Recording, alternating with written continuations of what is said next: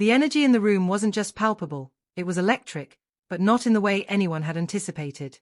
As the curtains parted and Prince Harry made his way to the stage, the applause was scattered, half-hearted, and, in some areas, conspicuously absent.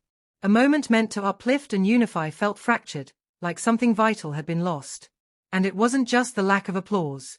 It was the veterans, those who had sacrificed so much, standing silently, arms crossed, their faces unreadable but their message unmistakable. The message wasn't shouted. It didn't need to be. Large hand-painted signs held high in the crowd did the talking. Asterisk, the games are not about you, asterisk, and asterisk, honor veterans, not celebrities. Asterisk, the tension was undeniable, the kind that cuts through the air and makes people shift uncomfortably in their seats. This was no ordinary protest. It wasn't loud or chaotic. It was deliberate and razor-sharp, designed to highlight not just a grievance, but what many in that room saw as a betrayal. Harry began to speak, his tone measured, his words carefully chosen. But as he delivered his remarks about resilience, courage, and the unbreakable spirit of veterans, the silence from a significant portion of the audience grew deafening. His words, once inspiring, now felt hollow to those who had come to champion the Invictus Games' original mission. A mission they believed was being overshadowed by Harry's growing personal narrative. For many veterans, this wasn't just about one speech or one event. It was about years of mounting discontent. The Invictus Games had started as a shining beacon of hope, a platform for wounded, injured, and sick servicemen and women to showcase their strength, their recovery, their unyielding determination to overcome the odds. But somewhere along the way, many felt that the spotlight had shifted. What had once been a collective celebration of resilience had started to feel like a stage for Prince Harry's personal brand and media ventures. And that's what stung the most. Many of the veterans who had traveled great distances to participate in the Games believed in its mission wholeheartedly. They weren't just there for medals or recognition. They were there for camaraderie, for healing, for a chance to remind the world of what they were capable of. But increasingly, they felt like props in a larger narrative that wasn't about them anymore. The whispers of discontent had been circulating for years. Veterans exchanged stories about how the Games had changed, how the focus seemed to shift away from their stories to Harry's. Then there were the persistent rumors, stories of Harry and Meghan demanding special treatment, exclusive accommodations, and other perks during the Games. For many veterans, especially those who had endured unimaginable hardships, this felt like a slap in the face.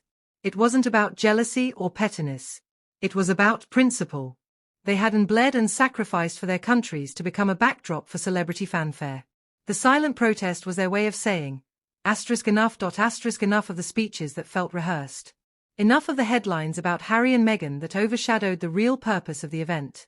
Enough of the feeling that the Games were losing their way. The fallout was immediate. Clips of the protest flooded social media within hours, sparking an intense debate online and in the media. On one side, there were those who staunchly defended Harry, pointing to the fact that he had founded the Games and had done more to raise awareness for veterans' issues than most public figures ever could. On the other side were those who believed the veterans had every right to protest, that their message was a necessary wake-up call about how the Games had strayed from their original mission. One veteran, speaking anonymously to reporters, summed up the sentiment of many: "We don't need a prince to tell us we're strong. We already know that.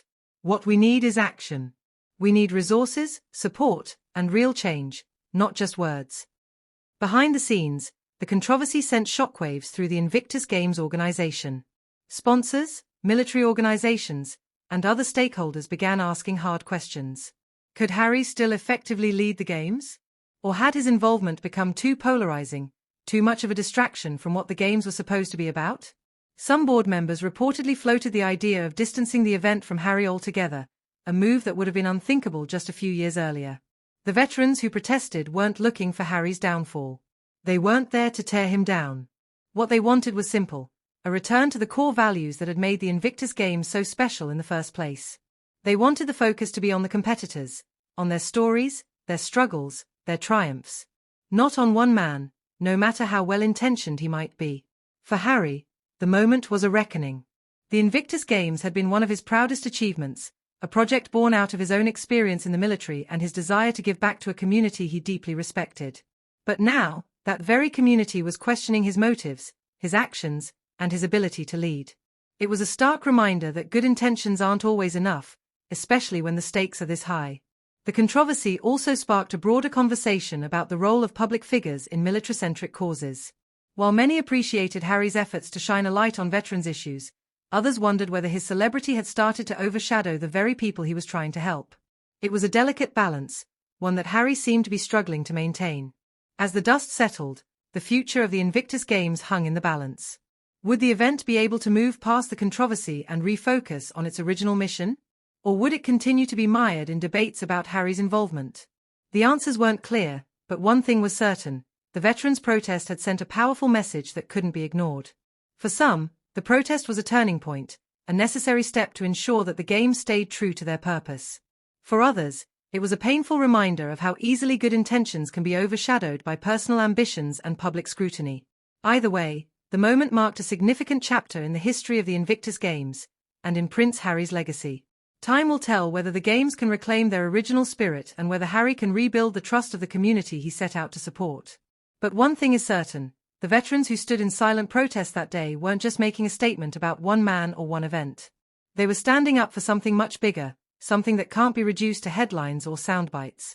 They were standing up for themselves, for their brothers and sisters in arms, and for the values that the Invictus Games were meant to represent.